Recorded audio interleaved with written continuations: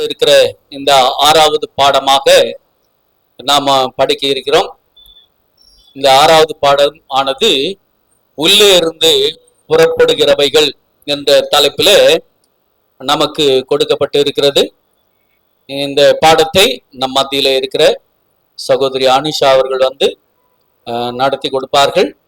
நாம் இந்த பாடத்தை கவனமாக கேட்டு இதில் இருக்கிற கருத்துக்களை நாம் ஆராய்ந்து படிக்க தேவன் தாமே பரிசுத்த ஆவியானவர் கொண்டு நமக்கு உதவி செய்வாராக.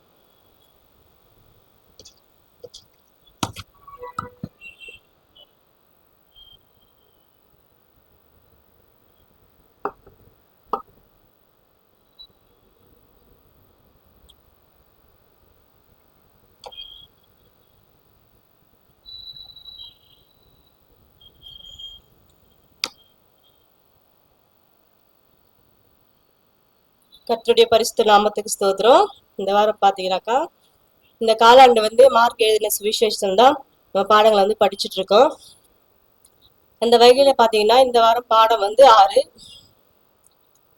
பாடத்தின் தலைப்பு பார்த்தீங்கன்னாக்கா உள்ளே இருந்து புறப்படுகிறவைகள். மனனம் வசனமாக மார்க் எழுதின சுவிசேஷம் 7ஆம் அதிகாரம் 15வது வசனம்.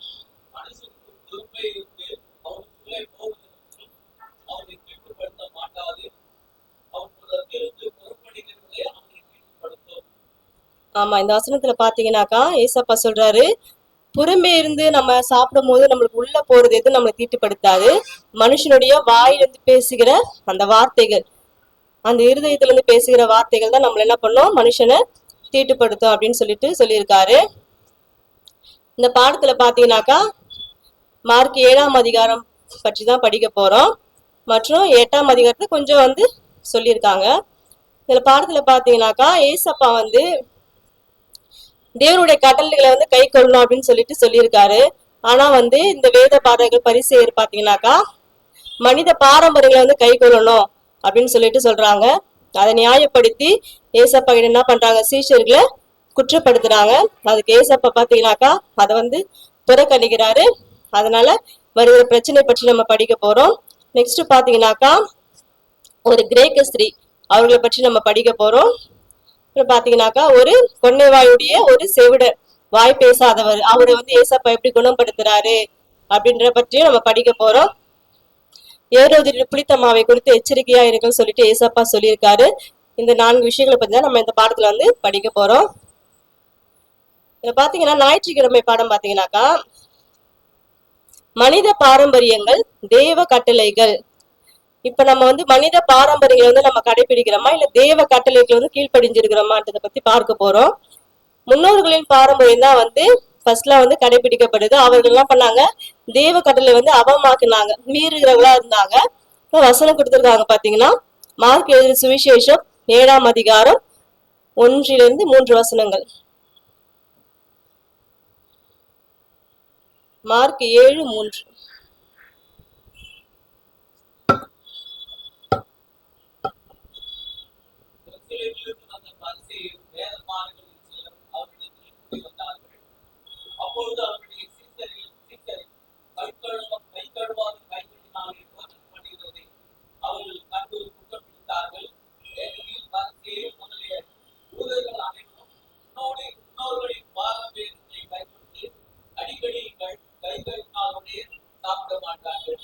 ஆமா, இதுல பாத்தீங்கன்னாக்கா அவங்க எங்க இருந்து வருவாங்கன்னா இந்த எருசலேம்ல இருந்து பரிசேயரும் வேத பாரகரும் ஏசப்பா கிட்ட வராங்க. அப்ப பாத்தீங்கன்னாக்கா ஏசப்பா அவங்க 12 சீஷர்களை தெரிந்து கொண்டு அவரோட போஜன பந்தி இருக்காரு.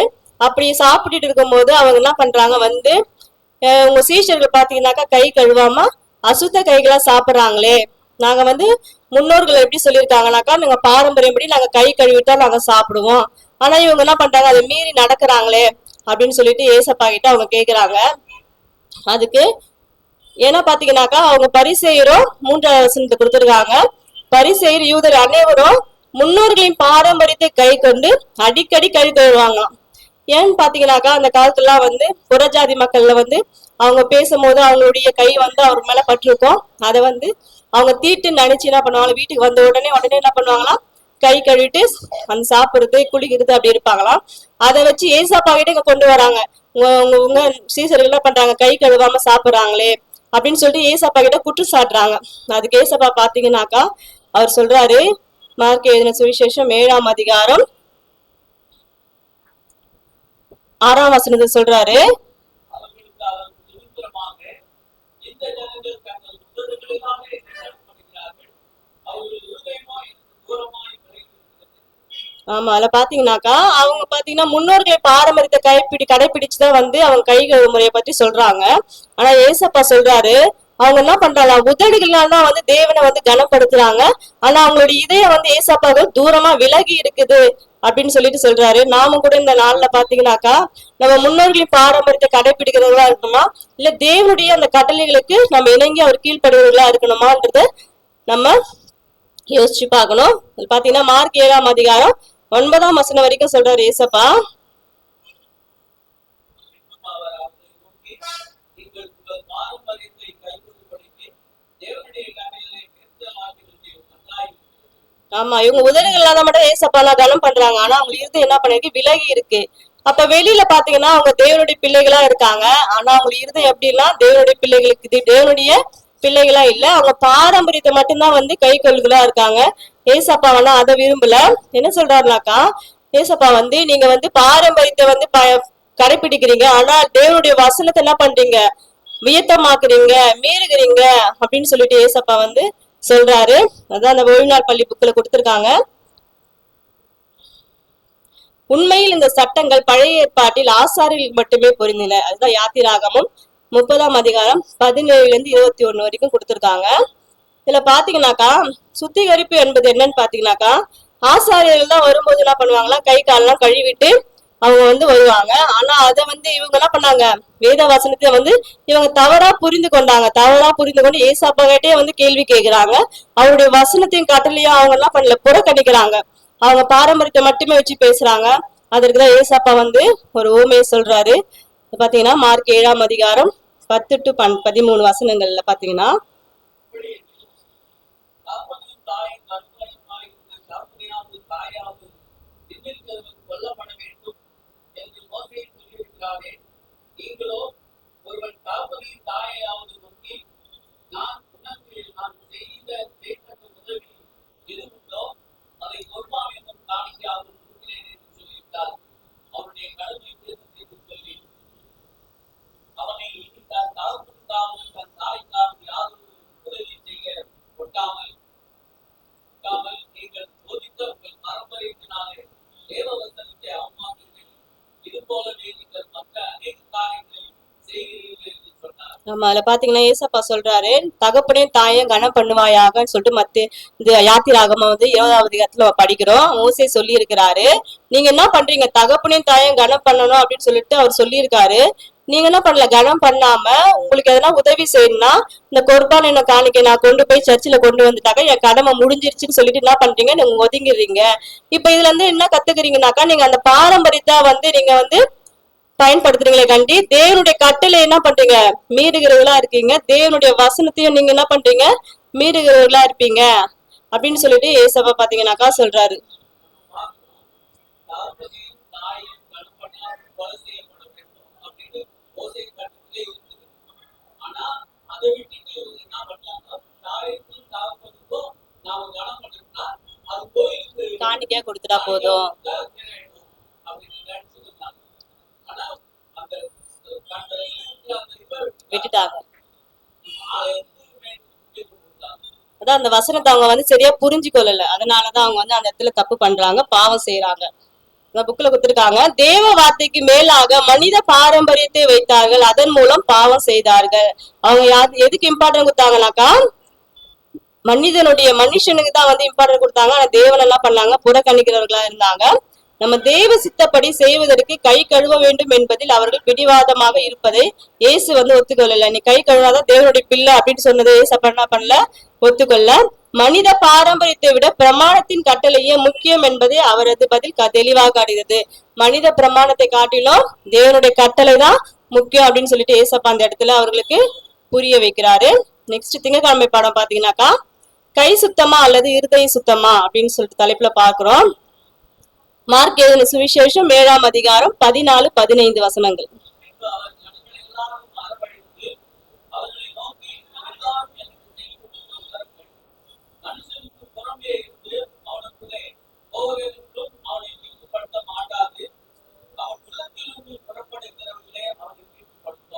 ஆமா, ஏசப்பா சொல்றாரு, இந்த பாடத்தின் தலைப்பு வந்துருச்சு. வெளியே இருந்து போறது எதுவுமே என்ன பண்ணுது, அவனை தீட்டுப்படுத்தாது. உள்ள இருந்து வருகிறவைதான் அவனை தீட்டுப்படுத்தும்னு சொல்றாரு. அப்ப வந்து வெளியே இருந்து நம்ம வந்து கை கழுவாம சாப்பிடும் போது அது வந்து நம்மளுக்கு இருதயத்துக்கு போகாது, அது வயிற்றின் வழியாக வந்து அது வெளியேறிடும். ஆனா வந்து இங்க என்ன சொல்றாருனாக்கா, நம்ம இருதயத்துல புறப்படுகிற தீட்டு தான் வந்து நம்மளை தீட்டுப்படுத்தும் அப்படின்னு சொல்றாரு. அந்த பொல்லாத இருதயத்தில் வருகிற தீட்டுப்படுத்துவது எதுன்னு பாத்தீங்கன்னாக்கா 21வது வசனத்துல கொடுத்திருக்காங்க பாருங்க, எதெல்லாம் நம்மளை தீட்டுப்படுத்தும் அப்படின்னு சொல்லிட்டு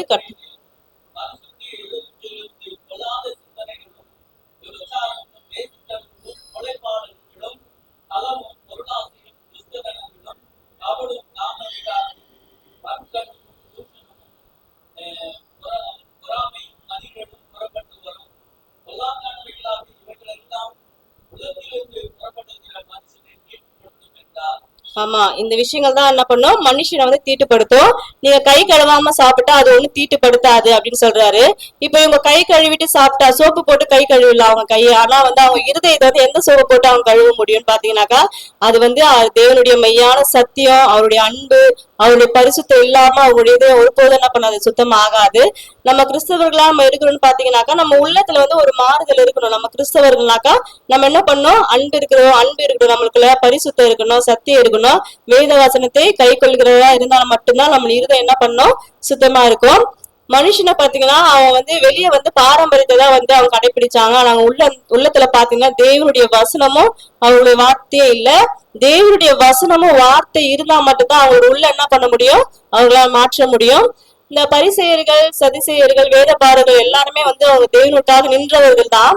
ஆனா வந்து அவங்க வந்து வேதத்தை வந்து சரியா வந்து ஆராயல, புரிந்து கொள்ளல. அவங்களுடைய மனசு எப்படின்னா கடினமா இருந்ததுனாலதான் அவங்க என்ன பண்ணாங்க, தேவனுக்கு விரோதமாக என்ன பண்ண குற்றம் சாட்டுகிறவர்களாக இருந்தாங்க. நம்ம கூட பாத்தீங்கன்னாக்கா அந்த பொல்லாத இருதயத்தில் வருகிறவர்களை விட்டு நம்ம என்ன பண்ணணும், விலகுகிறவர்களா இருக்கணும். நம்மளுடைய இதயம் சுத்தமாகனா தேவனுடைய வசனத்தை கேட்கிறவர்களாகவும் அன்புள்ளவர்களாக நம்ம இருக்க வேண்டும். அப்பதான் நம்ம என்ன பண்ண முடியாது, நம்ம மனுஷனை வந்து தீட்டுப்படுத்த முடியாது. இந்த காரியங்களை நம்ம வெறுத்து ஒதுக்க வேண்டும். புக்ல கொடுத்துருக்காங்க பாத்தீங்கன்னாக்கா, உணவு சம்பந்தப்பட்ட விதிகள் பழைய ஏற்பாட்டில் உள்ளன. ஏசப்பா பாத்தீங்கன்னாக்கா எதெல்லாம் சாப்பிடணும் சாப்பிடக்கூடாதுன்னு சொல்லிட்டு நம்மளுக்கு கொடுத்திருக்காரு. அது லேவியர் ஆகம 11ஆம் அதிகாரத்திலையும் உபாகமம் 14ஆம் அதிகாரத்திலயும் இருக்கு. எதெல்லாம் நம்ம சாப்பிடணும் சாப்பிடக்கூடாது அப்படின்னு சொல்லிட்டு ஆண்டவர் வந்து கொடுத்திருக்காரு. உணவு இருதயத்திற்குள் செல்வதில்லை, மாறாக வயிற்றுக்குள் சென்று அது என்ன பண்ணுது, ஆசன வழியாக வெளியே வழியுது அப்படின்னு சொல்லிட்டு சொல்லியிருக்காங்க. தீய செயல்கள் தான் வந்து தீய எண்ணங்களை உண்டாகிற தீமைகளை பட்டியல்கிறது. நம்ம வாயிலிருந்து புறப்படுகிற வார்த்தைகள் தான் மனுஷன் என்ன பண்ணும், குற்றப்படுத்தும், தீட்டுப்படுத்தும் அப்படின்னு சொல்லிட்டு ஏசப்பா பாத்தீங்கன்னாக்கா சொல்றாரு. அடுத்து செவ்வாய்க்கிழமை படம் பாத்தீங்கன்னாக்கா, நாய்களுக்கு ரொட்டி துகள்கள். இங்க பாத்தீங்கன்னாக்கா சீரப்பேனிக்கியா தேசத்தாளாகிய ஒரு கிரேக்க ஸ்திரீ, இவங்க வந்து ஒரு கானானிய ஸ்திரீ என்று சொல்லப்படுவாங்க. இவங்க பாத்தீங்கன்னாக்கா அவங்களுடைய மகள் வந்து பிசாசினால் வந்து ரொம்ப அவதிப்படுறான்னு சொல்லிட்டு ஏசப்பா பாத்தீங்கன்னாக்கா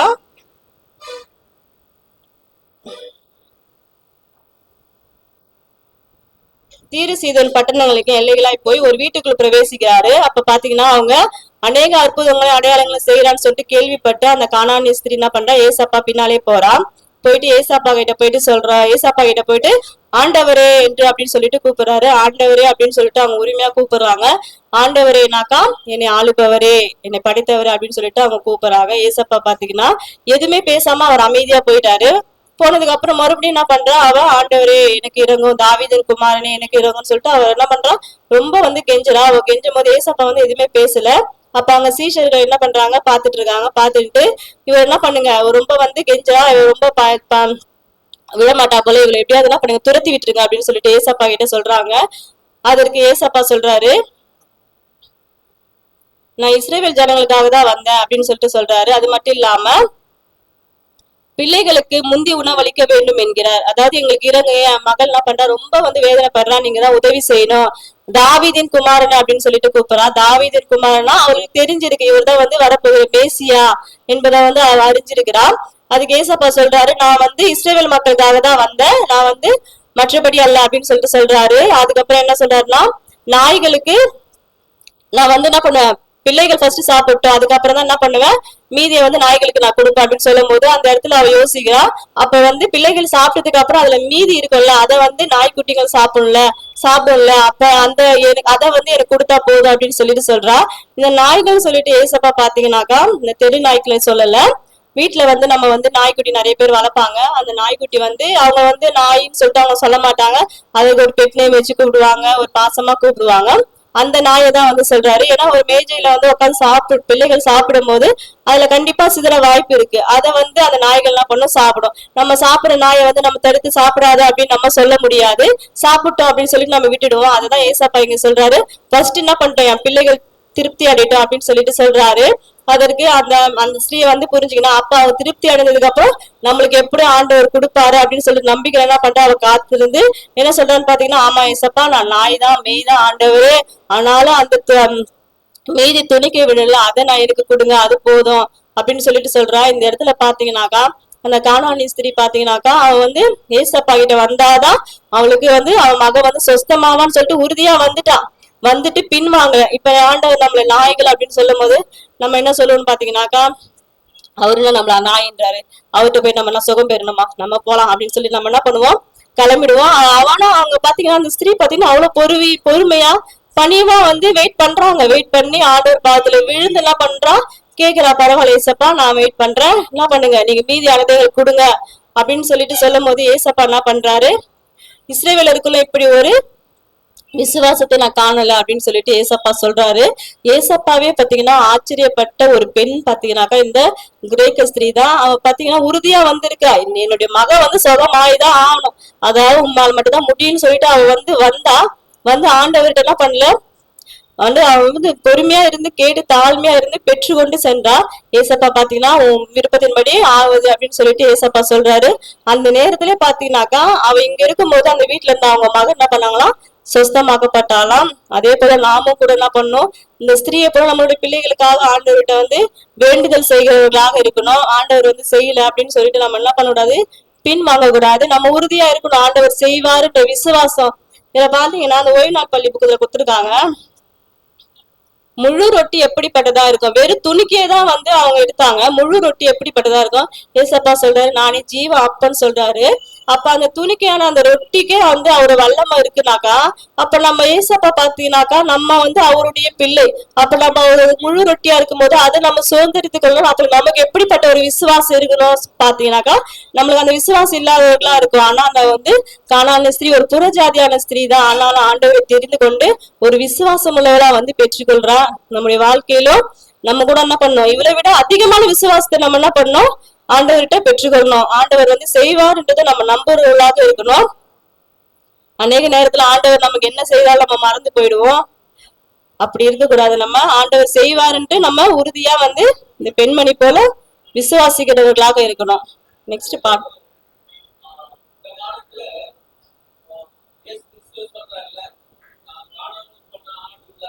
இஸ்ரவேல்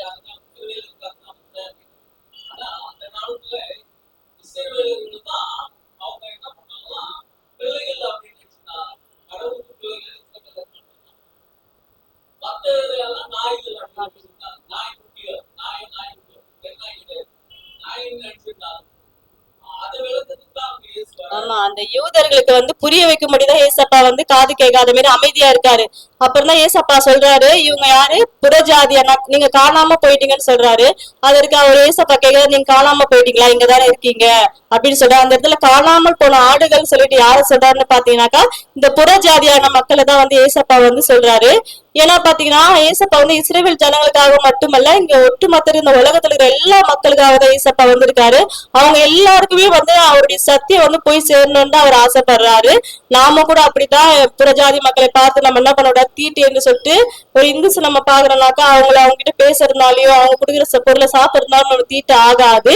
நம்ம என்ன பண்ணக்கூடாது, அவங்களை நம்ம ஆண்டவருக்குள்ள வழி நடத்துறவர்களாக இருக்கணும். அப்ப வந்து அநேக நம்ம வந்து அப்படி வழி நடத்தும் போது விசுவாசம் உள்ளவர்களா நம்ம வழி நடத்தணும். ஆண்டவரை நம்ம கேட்கணும், இவங்க இப்படி இருக்காங்க ஏசப்பா, அவங்களுக்காக நம்ம ஜெபிக்கும் போது அவங்க நம்ம ஆண்டவர் என்ன பண்ணுவாரு, மாற்றுவாரு. இந்த ஸ்திரீ கூட பாத்தீங்கன்னா ஒரு புறஜாதியான ஸ்திரீ தான். அவங்க வந்து ஆண்டவர் செய்த அற்புதங்களை கேள்விப்பட்டு தான் வராங்க. அவங்க வந்து ஒரு கிறிஸ்தவர்கள் கிடையாது, ஆண்டவருடைய சத்தியத்தை கேட்டுதான் வராங்க. அதே போல நம்ம கூட அநேக மக்களுக்கு நம்ம வந்து சுவிசேஷத்தை சொல்லி அவர்கள் என்ன பண்ணோம், விசுவாசம் உள்ளவர்கள் நம்ம வந்து கொண்டு வரவங்களா இருக்கணும். அடுத்து பாத்தீங்கன்னாக்கா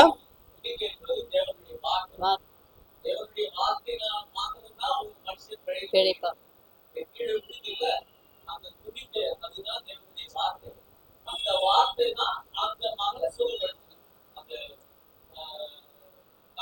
கானானி ஸ்திரீ இந்த விவரமா சொல்லுங்க, மத்தேயுல சொல்லியிருக்காங்க.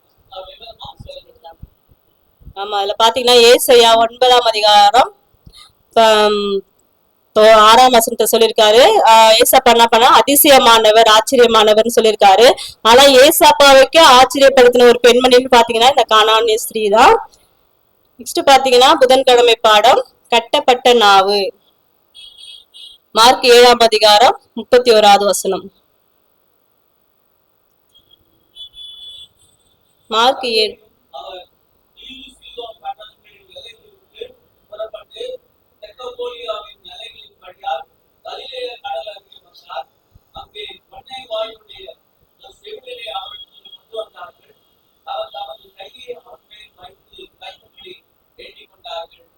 ஆமா, இதுல பாத்தீங்கன்னாக்கா கொன்னைவாழியுடைய செவிட, அவன் வந்து காது கேட்காது, சரியா வந்து வாய் பேச முடியாத ஒரு மனுஷன். ஆனா அவரை வந்து யார் கொண்டு வந்து இயேசுகிட்ட கொண்டு வந்தாங்கன்னு சொல்லிட்டு நம்மளுக்கு வசனத்துல கொடுக்கப்படல. ஆனா அவனால கேட்கவும் முடியாது, பேசவும் ரொம்ப கஷ்டப்பட்டான். அந்த பிரச்சனை பாத்தீங்கன்னாக்கா அவனுக்கு ரொம்ப நாளாவே இருந்திருக்கு. அந்த வேதனையை வந்து புரிந்து கொண்ட ஏசப்பா என்ன பண்றாரு, அந்த கூட்டத்துல இருந்து அவனை தனியே கொண்டு போயிட்டு என்ன பண்றாரு, அவனுக்கு சுகம் கொடுக்கிறாரு. பாத்தீங்கன்னாக்கா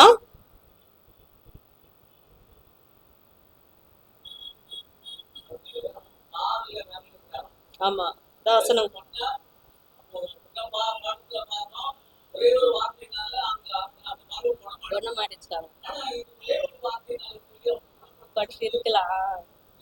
படுத்திருக்கலாம். ஆனா ஆண்டவர் என்ன பண்றாருன்னா தனியே கொண்டு வராரு. அவனை வந்து என்ன பண்றாரு, அங்கே கொன்னைவாயுடைய ஒரு செவிடனை அவரிடத்தில் கொண்டு வந்து அவர் தமது கையை அவன் மேல் வைக்கும்படி வேண்டிக் கொண்டார்கள்.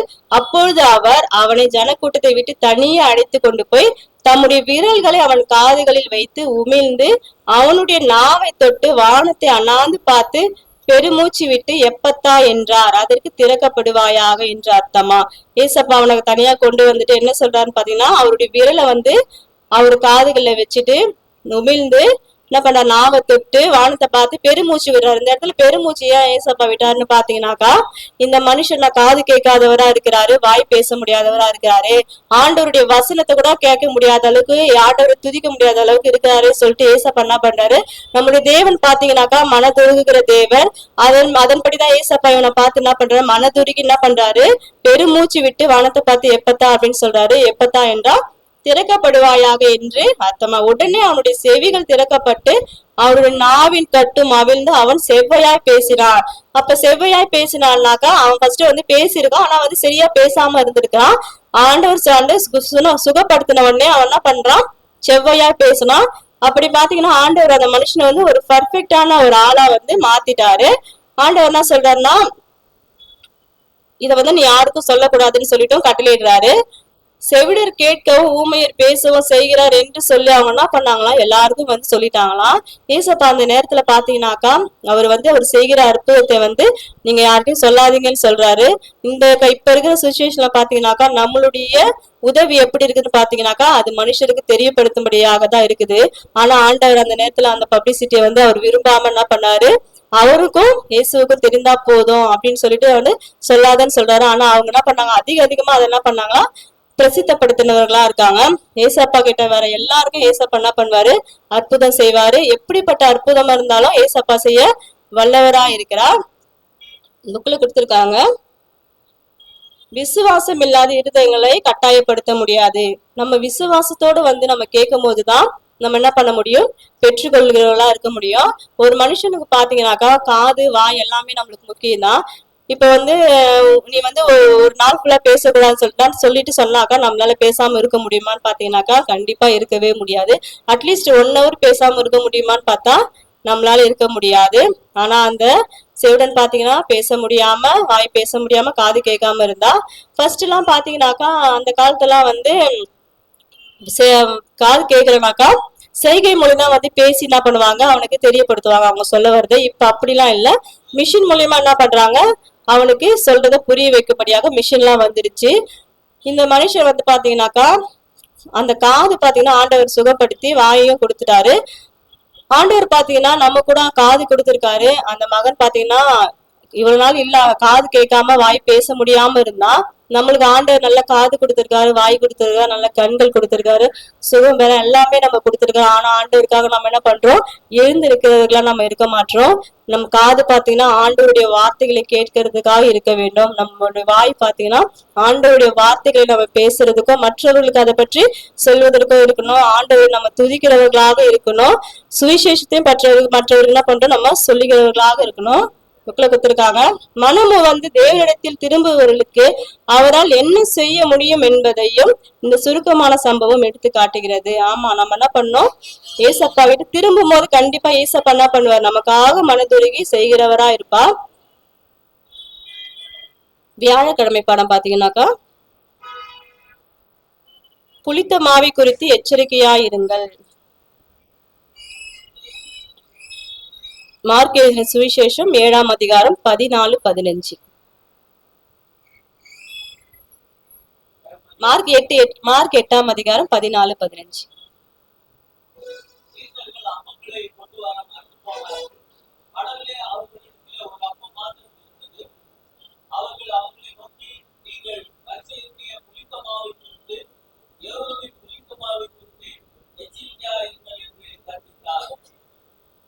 நம்ம இங்க பாத்தீங்கன்னா பரிசேயர்கள் அது அந்த வசனத்துல பாத்தீங்கன்னாக்கா 8ஆம் அதிகாரம் 11ஆம் வசனத்திலும் 12ஆம் வசனத்திலும் கொடுத்திருக்காங்க. அப்போது பரிசேயர் வந்து அவரவர் கூட தர்க்கிக்க தொடங்கி அவரை சோதிக்கும்படி வானத்திலிருந்து ஒரு அடையாளத்தை காண்பிக்க வேண்டும் என்று கேட்டார்கள். இந்த இடத்துல பாத்தீங்கன்னாக்கா பரிசேயர் வந்து ஏசப்பா கிட்ட கேக்குறாங்க, நீங்க தான் மேசியா, நீங்க தான் கிறிஸ்துன்னு சொல்லிட்டு நாங்க வந்து உண்மை வந்து விசுவாசிகள் நாங்க அறிஞ்சு கொள்ளணும், நீங்களுக்கு எல்லாம் பண்ணணும், நீங்க வானத்துல இருந்து ஒரு அடையாளத்தை வந்து நீங்க கொடுக்கணும், அப்பதான் நாங்க நம்புவோம் அப்படின்னு சொல்லிட்டு ஏசப்பா கிட்ட சொல்றாங்க. அதுக்கு ஏசப்பா சொல்றாரு, உங்கள் இருதயம் எப்படி இருக்குதா, கடினம் உள்ளதா இருக்குதா, அப்படி கடினம் உள்ளதா இருந்தாக்கா உங்களை யாருமே மாற்ற முடியாது அப்படின்னு சொல்லிட்டு சொல்றாரு.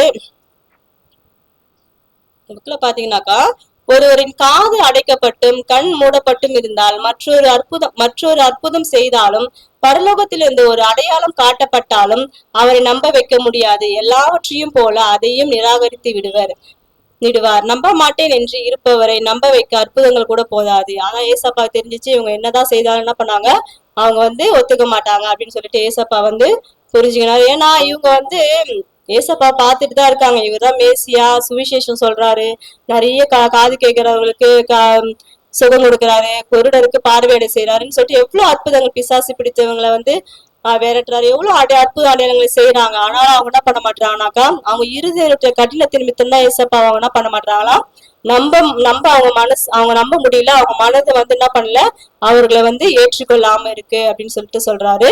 அதுதான் இந்த புளித்த மாவை குறித்து ஏரோதின் புளித்த மாவும் பரிசேரின் புளித்த மாவை குறித்தும் எச்சரிக்கையா இருக்குன்னு சொல்லிட்டு ஏசப்பா வந்து சீஷர்கிட்ட சொல்றாரு.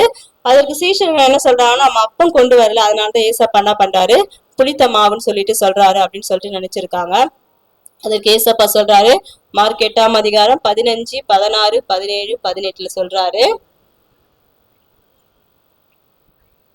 இயேசு அதை அறிந்த அவர்களை நோக்கி, உங்களிடத்தில் அப்பங்கள் இல்லாதபடியால் நீங்கள் யோசனை பண்ணுகிறது என்ன, இன்னும் சிந்தியாமலும் உணராமலும் இருக்கிறீர்களா, இன்னும் உங்கள் இருதயம் கடினமா இருக்கிறதா, உங்களுக்கு கண்கள் இருந்தும் காணாது இருக்கிறீர்கள், காதுகள் இருந்தும் கேளாது இருக்கிறீர்கள், நினைவு கூறாமலும் இருக்கிறீர்கள் அப்படின்னு சொல்லிட்டு ஏசப்பா சொல்றாரு. இந்த புளித்த மாவுன்றது எதுன்னு பாத்தீங்கன்னாக்கா மத்தேயு எழுதின சுவிசேஷம் 16ஆம் அதிகாரம் 12ஆம் வசனத்துல கொடுத்திருக்காங்க. அப்பொழுது அவர் அப்பத்தின் புளித்தமாவை குறித்து எச்சரிக்கையா இருக்க வேண்டும் என்று சொல்லாமல் பரிசேயர் சதுசேயர் என்பவரில் உபதேசத்தை குறித்தே அப்படி சொன்னார் என்று அறிந்து கொண்டார்கள். ஆமா, அவங்களுடைய உபதேசம் எப்படி இருக்குன்னா பாத்தீங்கன்னாக்கா துர் உபதேசம். அவங்க வந்து எப்படி நடத்துவாங்களாம், ஏசப்பாவுக்கு விரோதமா தான் அவங்க நடத்துவாங்க. அததான் ஏசப்பா என்ன பண்றாரு, புளித்த மாவுன்னு சொல்றாரு, உங்களையும் மாற்றுவாங்க, நீங்க என்ன பண்ணுங்க, எச்சரிக்கையா இருங்க அப்படின்னு சொல்லிட்டு சொல்றாரு. ஆனா சீஷர்கள் அந்த இடத்துல பாத்தீங்கன்னா அவங்க தவறா வந்து புரிஞ்சு கொள்றாங்க. அப்ப ஏசப்பா பாத்தீங்கன்னா சொல்றாரு,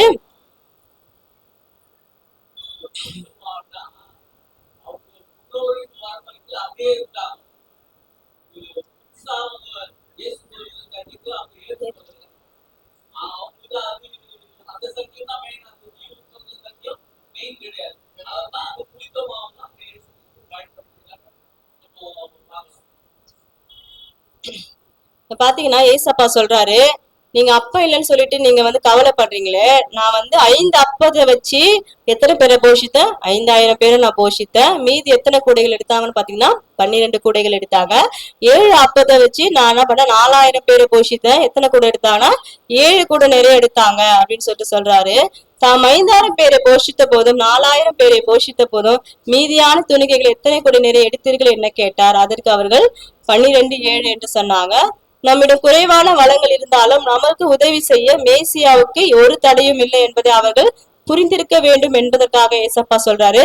நீங்க அப்ப எல்லாம் கூட நான் உதவி செய்வேன், என்னால முடியும் அப்படின்னு சொல்லிட்டு நீங்க என்ன பண்ணல, விசுவாசிக்கிறவர்களா இல்லாம நீங்க நான் என்ன சொல்றேன்னு சொல்லிட்டு நீங்க உணராம இருக்கீங்களா அப்படின்னு சொல்லிட்டு ஏசப்பா என்ன பண்றாரு சொல்றாரு.